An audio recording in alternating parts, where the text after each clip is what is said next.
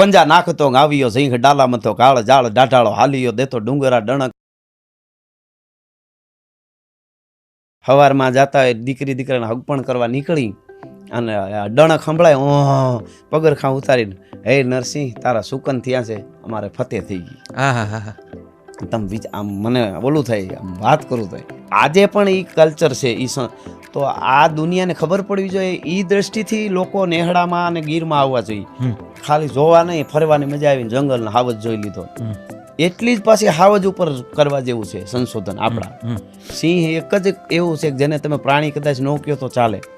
સિંહ એક જ એવો છે કે દુનિયાના કોઈ પણ શિકારી હોય ખાધા પછી એનો શિકાર દાટી દે અથવા તો પૂરું ન થઈ જાય ત્યાં સુધી એનાથી હટે નહીં, ખાઈ જાય. એક જ એવો છે કે એવડી મહેનત કરીને સીતો પહાટ પડીને ભેંસ મારે, ગાય મારે, મહેનત તો કરે ને, ભડાંગ થઈ લાકડામાં ખીપા ઘરી જાય.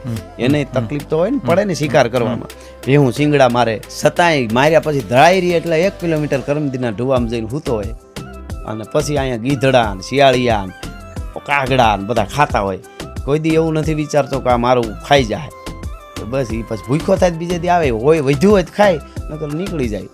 એટલે આમ સપાખરામાં અમારે બળદેવ બાપુ યાદ આવ્યું એટલે કહું વર્ણન કર્યું છે. પંજા નાખતો આવ્યો સિંહ ડાલામાં તો કાળ જાળ ડાઢાળો હાલ્યો દેતો ડુંગરા ડણક અન હાથિયા મૃગરા ઝુંડ હાલિયા પૃથ્વીરે માથે લાગિયા કેતારા કેતા કરેના ભણક ભૂરી લટાળો ગતિ ક્રોધ વાળો કોપ વાળો ડાળે નસા મોઠ ડાળો કરંતો હુંકાર અને હાથે ફાળ વિકરાળ કાળ ગંધો જાણે કાળ ચૂકે નહીં એક થાપે હાંધિયો શિકાર ધરાણો રોશના ધરે ભૂલથી ના ભરે પાછો લાંઘણો હોય તો કદી ખાઈ ના અખાજ અને છેતરી પેંતરો બાંધી કરે ના શિકાર કદી અટકો ફેફરા ફાડે કેહરી અવાજ.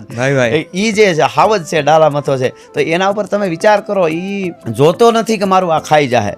તો અત્યારના યુવાધનને શું છે, હું સિંહ છું, હું શેર છું, ટેટસ એવા બધા મૂકવા. અને આમ કોક આટલું દેવું નથી કોઈને જરાય. મારું કે હું કોકનું લઈ લો પણ મારું કોઈ નો લઈ જવું જોઈએ.